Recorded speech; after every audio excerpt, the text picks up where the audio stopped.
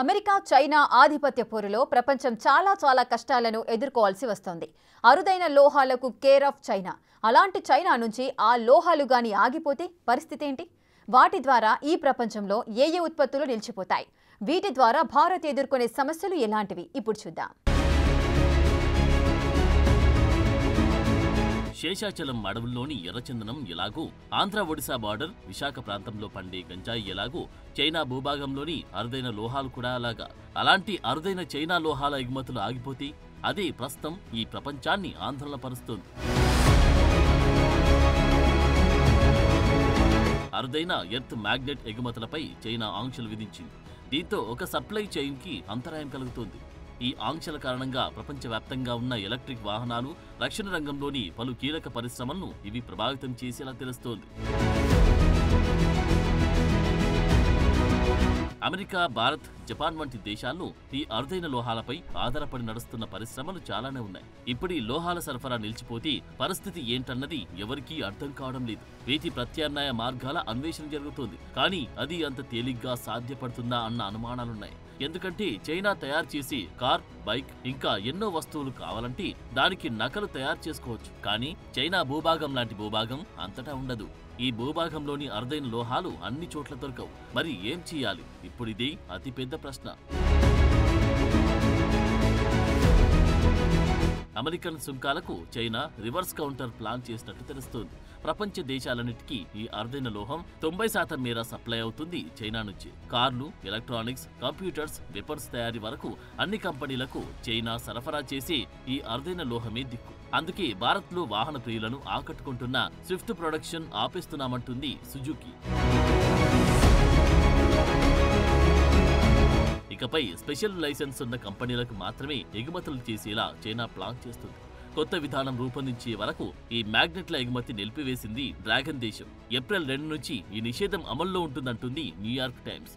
ఇప్పటికే చైనాలోని అనేక పోర్ట్ల దగ్గర ఈ ముడి పదార్థాల షిప్మెంట్లు ఆగిపోయినట్టు తెలుస్తోంది. చైనా ఈ లోహాలు, మ్యాగ్నెట్లను ఆపేస్తే అమెరికాలోని చాలా కంపెనీలకు కష్టకాలం తప్పదు. అమెరికన్ డిఫెన్స్ మినిస్ట్రీస్తో కాంట్రాక్టర్ కుదుర్చుకుని వెపన్స్ తయారు చేస్తున్న లాకిడ్ మార్టిన్తో పాటు టెస్లా, యాపిల్ వంటి కంపెనీలపైన తీవ్ర ప్రభావం చూపుతుంది.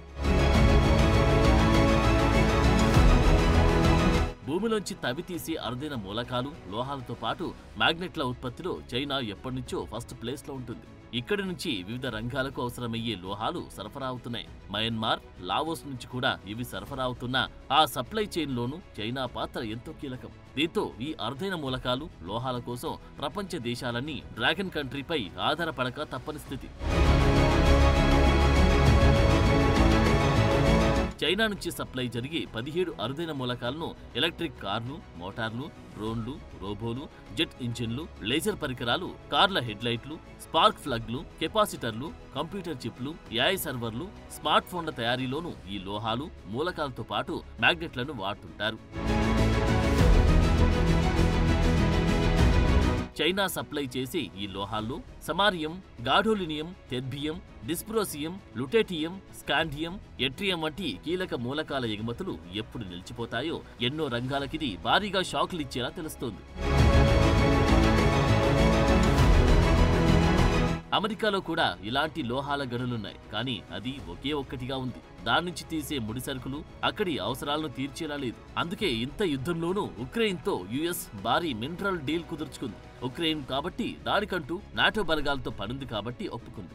అదే చైనాకు అలాంటి అవసరమే లేదు. మరి డ్రాగన్ ని ఎలా దారికి తేవాలన్నది అతి పెద్ద టాస్క్ గా మారింది ట్రంప్ సర్కార్కి. అంత పెద్ద అమెరికా భూభాగంలో అరుదైన ఖనిజాలు ఎందుకు లేవు? ఉన్నా వాటి తవ్వకాలకు అక్కడొస్తున్న తలనొప్పులేంటి? 24 గంటలు ఇతర దేశాలపై ఆధారపడ్డమేనా? ఇటు సర్వీస్ పరంగా చూస్తే భారత్, ప్రొడక్షన్ పరంగా చూస్తే చైనా, చాకరీ పరంగా చూస్తే ఆఫ్రికా, ఫుడ్ పరంగా చూస్తే మెక్సికో, మార్కెట్ పరంగా చూస్తే రకరకాల దేశాలు. ఏంటి అమెరికా దుస్థితి? అమెరికా చైనా గొడవ ఈనాటిది కాదు. కేవలం ట్రంప్ సుంకాలే కారణం కాదు. అధునాతన చిప్ల అమ్మకాలను నిషేధించేలా గత బైడెన్ గవర్నమెంట్లోనూ డిసిషన్ తీసుకుంది చైనా. గాలియం, జెర్మేనియం, యాంటీమోని వంటి సూపర్ హార్డ్ ఖనిజాల అమ్మకాలపై నిషేధం విధించింది డ్రాగన్ కంట్రీ.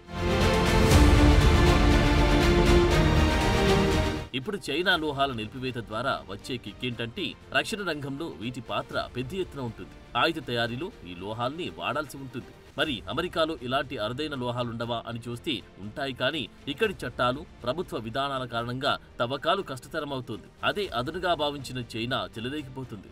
అంత పెద్ద అమెరికాను అన్నిటికీ తనపై ఆధారపడేలా చేసి ఆడిస్తోంది. దీన్నే కట్టడి చేయాలంటారు ట్రంప్. కానీ అది చూస్తే ఏదో ఒక విధంగా సాధ్యం కాని దుస్థితి. ప్రపంచ ఖనిజ ఉత్పత్తిలో చైనా ఆధిపత్యానికి గండి కొట్టాలంటే గనుల తవ్వకాలు, ఆ దేశ విధానాలను పునఃపరిశీలించాల్సి ఉంటుంది. ఇప్పటి వరకు అమెరికా ఎన్నో విషయాల్లో అతిపెద్ద డిపెండెంట్. అక్కడేది ఒరిజినల్ అమెరికన్ మేడ్ ఉండదు. పెట్రోల్ నుంచి పిన్నీస్ వరకు ప్రతిదీ ఇతరులపై ఆధారపడక తప్పదు. దీంతో సర్వీస్ సెక్టార్లో భారత్, ప్రొడక్షన్లో చైనాను మించిపోవడం ఈ దేశానికి సాధ్యపడడం లేదు. దానికి తోడు ఇక్కడి ఖనిజ వనరులను తవ్వడానికి అనుమతించదు అమెరికన్ అధికార యంత్రాంగం. యుఎస్ జియోలాజికల్ సర్వే ప్రకారం చైనా ప్రస్తుతం అమెరికా జర్మేనియం అవసరాల్లో 54% మేర అందిస్తుంది. ఇక సెమీ కండక్టర్లలో వాడే గాలియంను 1987 నుంచి యుఎస్ లో తవ్వడం లేదు. జపాన్, జర్మనీ, చైనా నుంచి దిగుమతి చేసుకుంటుంది. చిన్న మొత్తంలో ఇక్కడ ఖనిజ లోహాలున్నా వాటిని కావాలనే తవ్వనివ్వడం లేదు. పర్యావరణ పరంగా మన దేశం బాగుండాలన్న కోణంలో అన్నింటికీ ఇతరుల మీద ఆధారపడమే అధికం. బేసిక్గా అమెరికన్ సైకాలజీ ఎలాంటిదంటే ఆ దేశ పౌరులకు అన్ని సమయానికి అందచేయడమే. ఇదే ఆ దేశ పరిపాలన ముఖ్య ఉద్దేశం. అందుకే యుఎస్ తన దగ్గరున్న ఆయుధాలతో పెద్దన్న పాత్ర పోషిస్తూ నయానా భయానా ఇతర దేశాల నుంచి తమకు కావలసిన అవసరాలు తీర్చుకుంటుంది. ఇంపోర్ట్ పైనే ఎక్కువ ఫోకస్ పెడుతుంది. ఒక రకంగా చెబితే తమ దేశం మాత్రం పర్యావరణ పరంగా పుష్కలంగా ఉండాలి. తమకు కావలసిన వస్తువులు ఇతర దేశాలు ఏమైపోయినా తవ్వేసి లాక్కోవాలి. ఇదే బేసిక్ అమెరికన్ థియరీ. అప్పటికి అమెరికాలో కొన్ని సంస్థలు ఖనిజాలను వెలికితీసి మార్గాలను అన్వేషిస్తున్నాయి. ఉదాహరణకు వెస్ట్ వర్జీనియాలోని పాత బొగ్గుగని, నార్త్ డకోటాలోని లిగ్నైట్ వంటి మూలకాలను తవ్వడానికి ట్రై చేస్తున్నారు. ఇడాహోలో యాంటిమోని గనిని సైతం ఇలాగే తవ్వే యత్నం చేస్తున్నారు. ఎందుకుగాను రక్షణ శాఖ నుంచి $5 లక్షల గ్రాంట్ తీసుకుంది కంపెనీ. ప్రస్తుతం ఈ యాంటిమోని సరఫరా 90% వరకు చైనా, రష్యా, తజకిస్తాన్ దేశాల నుంచే జరుగుతుంది. చైనాను ఎలాగైనా సరే దారికి తేవడంలో భాగంగా ట్రంప్ రకరకాల ప్రయత్నాలు చేస్తున్నారు.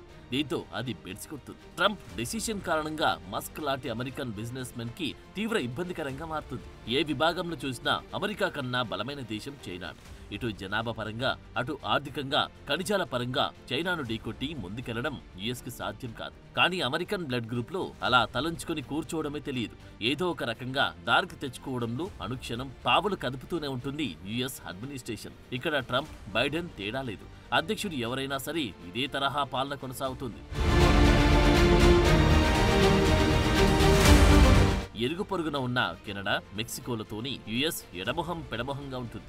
25% సుంకాల దెబ్బకు కెనడియన్లు అమెరికాలో అడుగు పెట్టకూడదంటూ ఒట్టేసుకున్నారు. దీంతో అమెరికన్ టూరిజం పడకేసిన సంగతి తెలిసింది. మెక్సికన్లు దేశంలోకి చొరబడకుండా ఉండేలా గోడ కడతానంటారు ట్రంప్. ఒకవేళ అలాంటిదే జరిగితే అమెరికాలోని పారిశుద్ధ్యం ముక్కుపుటాలను అదరగొడుతుంది. అంతేనా, రుచికరమైన వంటలకు కూడా అలమటించాల్సి వస్తుంది. ఒక పక్క చూస్తే మేక్ అమెరికా గ్రేట్ అగైన్ అంటున్న ట్రంప్ ఉద్దేశం ఏంటి?